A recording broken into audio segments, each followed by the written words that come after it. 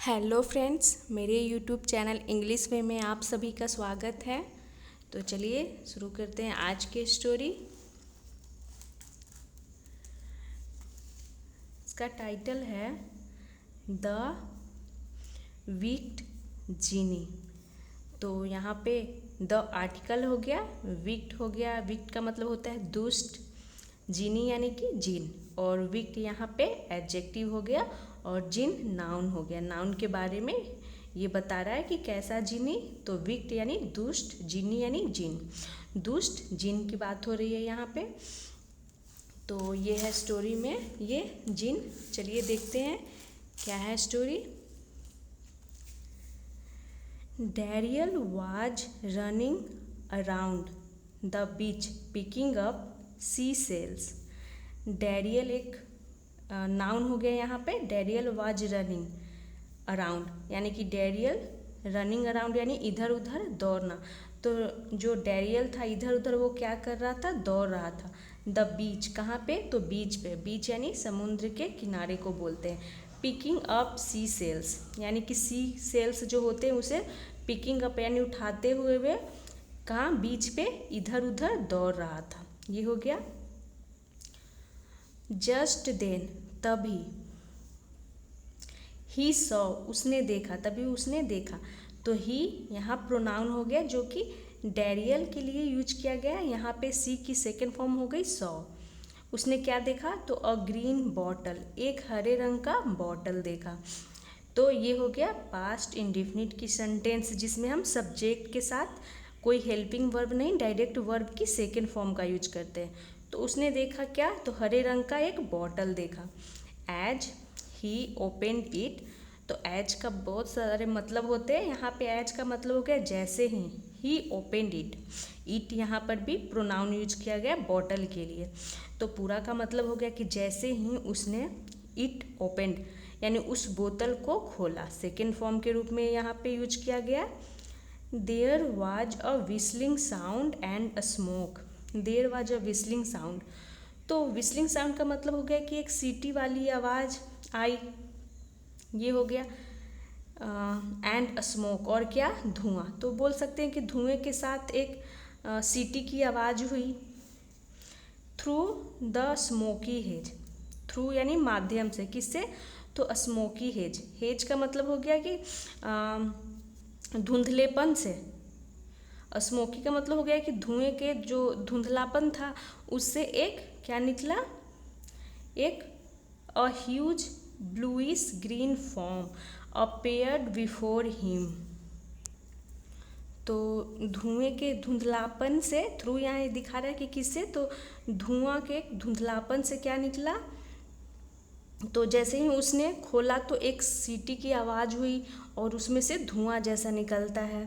और एक ह्यूज यानी कि बड़ा सा ब्लूइश ग्रीन फॉर्म अपेयर्ड। इसका मतलब हो गया कि एक बड़ा सा ब्लूइश ग्रीन। ब्लूइश ग्रीन का मतलब हो गया कि हरे रंग का, उसमें थोड़ा सा नीला जैसा। ये हो गया। फॉर्म, फॉर्म का मतलब हो गया आकृति या फिर रूप बोल सकते हैं।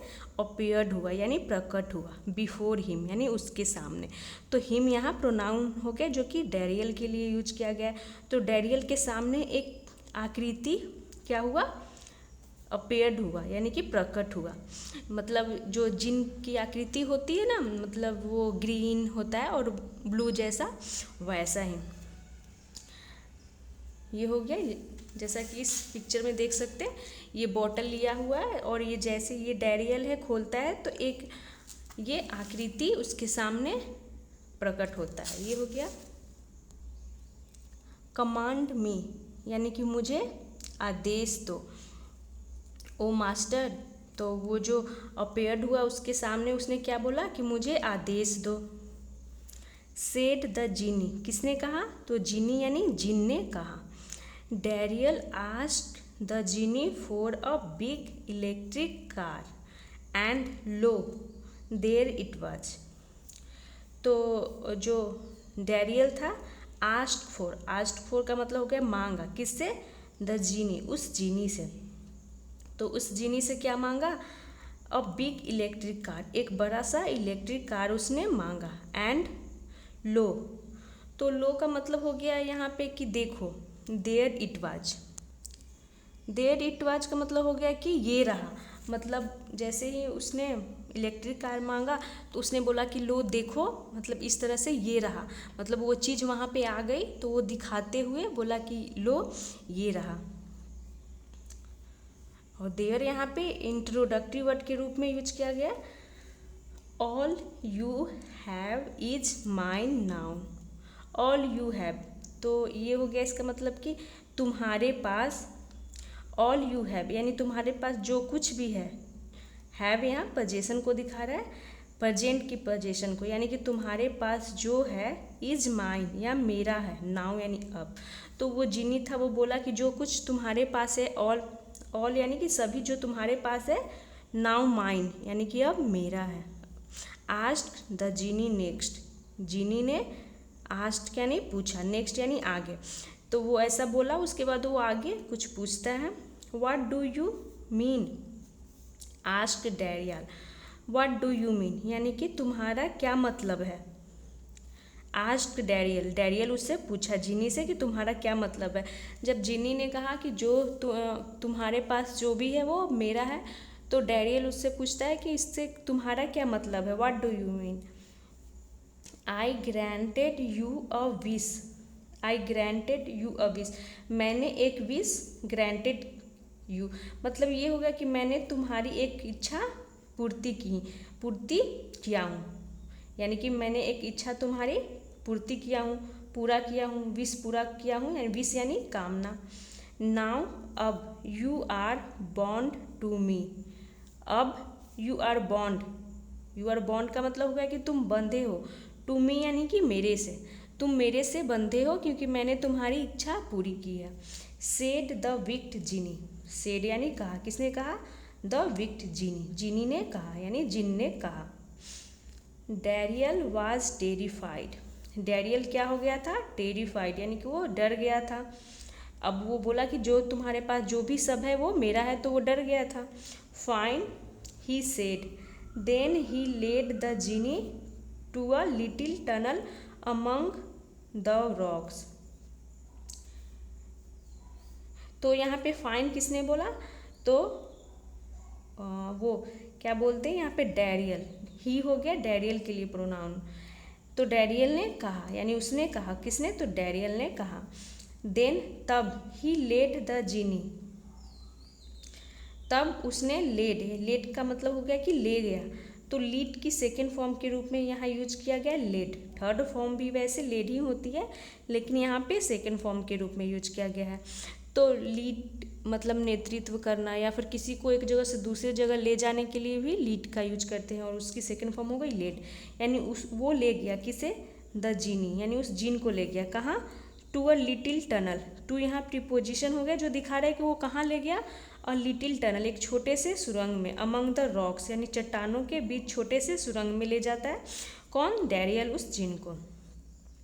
आई लिव हेयर, मैं यहाँ रहता हूँ, तो हेयर यहाँ प्लेस को दिखा रहा है, आई लिव हेयर, मैं यहाँ रहता हूँ, बट लेकिन you are too big to get in, तुम, यू आर टू बिग यानी कि तुम बहुत, टू का मतलब हो गया बहुत, बिग यानी बड़े हो, टू गेट इन यानी कि अंदर जाने के लिए तुम बहुत बड़े हो, यानी कि तुम अंदर नहीं जा सकते हो, अंदर जाने के लिए तुम्हारा साइज जो है बड़ा है।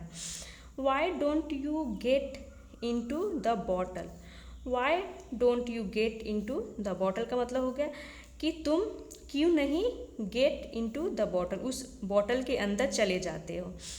Then I will crawl in, crawl का मतलब हो गया कि घुटने के बल चलना, रेंगना, तो ये बोलता है कि क्यों नहीं तुम इस बोतल में आ जाते हो, तब आई विल क्रॉल इन, मैं रेंग कर इन यानी अंदर जाऊंगा।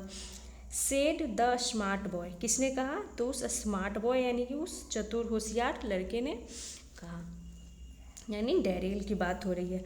ओके सेड द जीनी, जीनी ने क्या कहा, ठीक है उसने कहा, से की सेकेंड फॉर्म सेड होती है। And went back into the bottle, और वेंट बैक यानी वो वापस चला गया, इनटू द बॉटल यानी उस बॉटल में। इमीडिएटली यानी कि तुरंत, डैरियल क्लोज द लीड, उसने क्या कर दिया, इमीडिएटली यानी तुरंत डैरियल ने बंद कर दिया द लीड यानी ढक्कन को, एंड थ्रो की सेकेंड फॉर्म हो गई थ्रू, यानी कि फेंक दिया द बॉटल, उस बॉटल को इनटू द डीप सी यानी कि गहरे समुद्र में। तो जैसे ही वो अंदर जाता है तो वो गहरे समुद्र में उसे बंद करके उसका ढक्कन फिर से वो वापस फेंक देता है। तो ये जो डैरियल है, डैरियल इस स्टोरी में जो बच्चा है वो बहुत ही ब्रेव होता है। चाहे तो वो मतलब डर सकता था, डर कर गिव अप कर सकता था, लेकिन वो डरा नहीं, मतलब डरा बट उसके साथ उसने हिम्मत भी दिखाया और फिर से इस जिन को उस बॉटल में बंद करके समुद्र में, गहरे समुद्र में फेंक देता है। तो ये थी आज की शॉर्ट स्टोरी। मिलते हैं नेक्स्ट वीडियो में। Thanks for watching.